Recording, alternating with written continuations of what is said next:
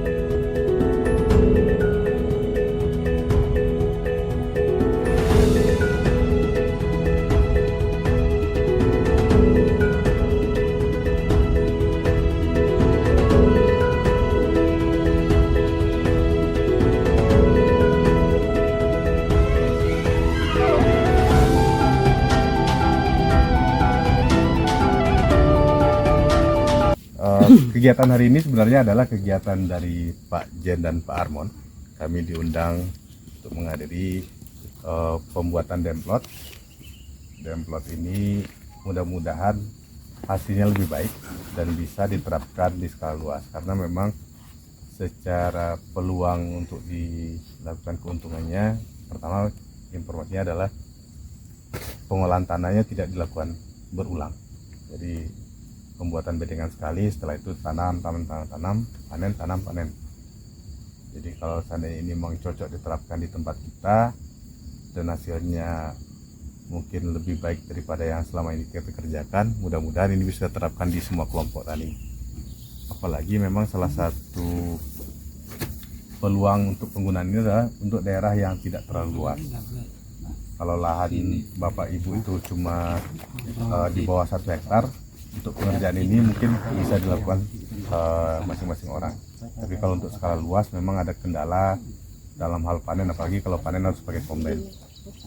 Kalau ini berarti panennya harus manual, karena kalau pakai kombain bedengannya hancur. Mudah-mudahan kan setiap tahapan mulai dari tanam disaksikan bersama-sama, beko mungkin perawatan, pemupukan segala macam, saya bersama-sama baca ronyo, sehingga Bapak Ibu petani sekitaran Siko sama kelompok-kelompok yang ada di Siko bisa mencari hasilnya dan caranya apakah lebih mudah atau lebih susah daripada yang selama di kerajaan, dan hasilnya lebih acak atau indah. Jadi mudah-mudahan Buko sama-sama beraja dima kurangnya atau dima lebihnya bisa kita peloan. Kalau kurang, kalau lebih bisa semua kita pakai tapi kita masing-masing. Untuk Sumatera Barat, ke 3 kabupaten, Solo Selatan, Damas Raya, dan Pesisir Selatan. Itu spot yang termasuk tinggi untuk daerah kebakaran. Jadi alhamdulillah untuk daerah Kota Baru, maka terutuslah Pak Jen dan Pak Harmon untuk mempelajari, menjadi kader duo, membimbing ibu-ibu untuk macam inovasi untuk bacaro ibu bisa menghemat, mempergunakan sisa-sisa dari tanaman yang ada sekeliling ibu. Kita tidak terfokus ke jerami je bu. Sisa-sisa tanaman lain silakan. Oh nak do jerami do, mungkin rumput-rumputan, mungkin pelapa-pelapa pisang atau kerisiek bagi cik orang, mungkin pelapa sawit, bisa dilakukan.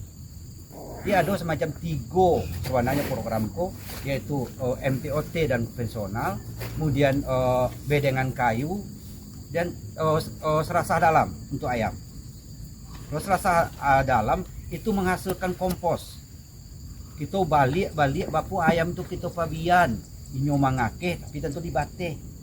Supaya punya ruang lingkung untuk bermain. Itu ada dasarnya nanti mungkin kader dulu akan menerapkan bapu serasah dalam kok itu menghasilkan kompos. Iyalah ayam tuh menghasilkan kompos. Inyo mangake, inyo taci, inyo takancas itu. Nah itu nanti akan dipergunakan balik ke alam. Di dalam hal itu untuk SL kita diarahkan dulu untuk pertanian tanaman padi. Di dalam itu mungkin ibu lawan jali dalam hal itu baku buat bedengan. Nah, bedengan itu tanpa olah tanah. Kalau dalam prinsipnya bedengan itu 1 meter sampai 1 meter 20 lah. Bedengan kita buat 1 meter sampai 1 meter 20 lah. Itu boleh ibu memakaikan nanti dengan apa yang diajarkan oleh PPL, sistem jarwo. Apakah jarwo super atau jarwo biasa? Silakan. Kalau memang tergantung varietas bu. Kalau mau varietas ibu, varietas anakan banyak, bisa ibu letakkan 30 lah. 30 lah jaraknya. Atau 25. Jadi kita cuma menambahkan saja apa yang telah pernah ibu terima di PPL ataupun dari Dinas Pertanian. Kita membuat, kita tidak mau olah tanah, kemudian kita memakai balik baput menghemat. Kita menggunakan apa yang ada di alam. Siso jerami wak selama kau dipanggang. So, kalau siso jerami kau dipanggang bu, awak rugi. Mana jerami kau unsurnya tinggi untuk balik ke tanah. Mungkin nanti ibu akan diajar untuk SL selanjutnya. Bagaimana apa yang ada di jerami kau yang kita buang selama kau. Nah itu yang ini. Kemudian untuk konvensional itu semen biasa bu. Silahkan ibu bajak itu jadi perbandingan. Nah, tapi dalam hal itu untuk bedengan ibu menanamnya tidak boleh dipijak tengah-tengah bu. Harus dari tapi ibu mengendeng itu. Ada boleh pijak tengah-tengahnya dah. Untuk banyak mana akhirnya ayah itu kumpul akan tuh keong mungkin akan masuk, hama akan tiba.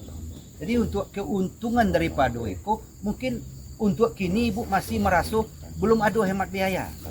Karena ibu akan membuat bedengan atau apa-apa mau bedengan mungkin biayanya akan sama dengan pemajakan. Tapi untuk selanjutnya itu bisa diulang dipakai balik otomatis ibu tidak akan memakai biaya untuk pajak untuk pembuatan bedengan. Kemudian ibu bisa sataruinya memakai, ibu tambah aja mulsanya tanam balik. Itu tidak terfokus ke padi saja bu. Silakan diinovasikan memakai apa. Sesudah padi itu mungkin ibu tanjakan jagung, silakan. Palawija silakan. Nah, itu yang keuntungan. Kemudian pemakaian pupuk ibu makin sedikit karena jerami ataupun sisa tanam kok ada unsurnya. Cuma ibu menambahkan untuk mencukupkannya. Nah itu. Kemudian pengaturan air ibu kan murah, nggak harus ini taganang tarui. Karena air di tapi di parit kolah do. Di kelembapan tanah kok dijago di batutui ditambah air di tepi. Nah itu untuk masalah MTOT. Kemudian konvensional makanya diletakkan ada perbandingan. Nanti ibu akan membandingkan perlakuan samo bagaimana dengan hasilnya. Nah itu mungkin nanti di SL selanjutnya ibu akan mencoba bapo suhu di tanah nambah tutui jo suhu nanti buka.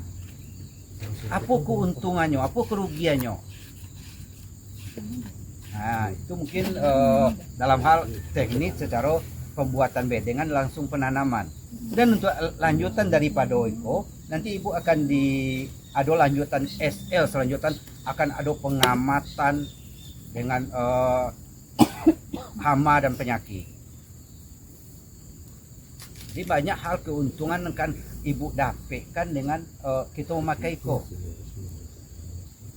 Jadi itu yang kami pahami untuk SL kedua. SL kedua itu adalah penyiapan lahan dan penanaman. Berarti kalau langsung SL kedua langsung dengan SL ketiga yaitu lah penanaman. Silakan nanti ibu mempraktekkan. Tapi kami berharap ibu dapat mengamati kemudian memperhitungkan sesuai dengan kader 2 apakah memang betul itu ada untungnya bagi kita. Karena program itu memang dilimpahkan untuk kader 2. Ibu ada rasa syukur bu, foto baru koordinatornya, dulu PPL-nya mendukung apapun. asal jangan merugikan petani. Padahal makhluk yang sangat halu itu fungsinya di Allah itu sangat godang gitu. Sangat godang untuk menyuburkan tanah itu kan itu tuh banyak unsur-unsur mikroba, bakteri-bakteri yang ada dalam tanah itu gunur akhirnya itu mati gitu. Tidak doon ka menyuburkan tanah lah. Akhirnya kok diganti cara pakai mulsa. Mulsa aku beli sembarang saja, kecipakan tadi, boleh jerami, boleh sama-sama lain. Tujuannya apa? Gunanya yang pertama sekali untuk menjaga kelembapan tanah ya. Kok sawah kok masuk pengaruh ke masuk ya. Seandainya tak ada sawah tak ada hujan, walaupun airnya tak ada, ini tetap apa? Tetap lembab. Kalau padi itu tak harus hidup dalam air dak. Butuh air. Nah, tapi butuh. Nah, tak harus hidup dalam air ya. Contoh dulu kan, modekonya harus lembab tuh. Jadi walaupun bakponya panennya lagi, tetap tak jago. Nangka itu yang pertama fungsinya. Nangka dua, apabila kita memupuk, datang hujan, pupuk itu dah anyui deh. Nanti akan sampai nanti materi kita ke situ, masalah pemupukan itu akan sampai begitu. Di pupuk dah anyui. Nangka tiganya lagi, fungsinya untuk menjaga suhu tanah. Model yang di dalam konvensional, namun yang kita olah itu kalau kowingnya cahaya matahari itu langsung ke tanah itu tak ketek angin dari. Apalagi air ketek model tu batanam dak ketek angin air dak. Ah, dia nak cuba lah. Dia angin tu pagi deh. Nah, tapi kalau batu tu kau nya tak jaga suhunya tu, itu keuntungannya. Anam pertama tu nang ketiga. Dan selanjutnya untuk biaya pengolahan membajak kita dak le deh. Nah, jadi kini kok sistemnya bakpo caranya petani itu ketek biayanya banyak hasilnya dak tuh Pak koordinator. Betul, Pak. Iya, itu lagi sistem kita. Bakpo biayanya kita seirit-iritnya dan hasil sebanyak-banyaknya. Jadi kita buat modeko, kita buat contoh modeko dulu, kita celi hasilnya nanti. Kalau memang ancak hasilnya kita lanjutkan tambah lo sedikit lain, tambah sedikit lain. Tidak seharusnya doda kita secara berangsur-angsur. Kita uji dulu, bakpo hasilnya gitu. Pekerjaan ataupun sistem tanam kopi ini itu akan sangat diterima menurut pendapat saya, untuk pengamatan saya itu di pribumi. Kenapa saya katakan begitu? Karena mayoritas di sini orang tidak bersawah banyak.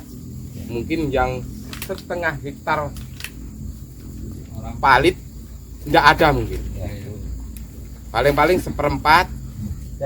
Udah saya yakin masalahnya kayak di Rawang Rambutan ini luas lahannya kalau nggak salah 24 hektar. Iya, Kalau nggak salah. Berapa anggotanya semuanya, Pak? Pak Mon. Ada sekitar 50. Nah, kan berarti kan nggak sampai. Setengah hektar. Ya, anggap aja setengah hektar mungkin nggak sampai. Nah, ini tuh. Itu pun ada yang nggak digarap barangkali 50-an lebih ya, Pak ya. Nah, jadi yang ini, yang kopi ini sangat saya yakin kalau memang nanti apa yang disampaikan sama pemateri itu benar adanya, saya yakin akan berkembang. Mungkin bisa jadi semuanya nanti. Kalau di Kota Padang udah sepakat Pak untuk baru aja nampak sekarang Bu umur padi itu 1 bulan. 1 bulan itu perbedaannya anakannya aja 10. Kemudian ketinggian tanaman itu 10 cm dari yang konvensional, yang tanam biasa. Kemudian dengan yang ini anakannya udah berlebih Pak. Sama perlakuannya, dibikin sama, tidak korupsi seperti Pak M tadi, sama dia. Dia udah kayak gitu. Yang nyata itu kami melihatnya Pak, kami sama-sama melihat di Kota Padang.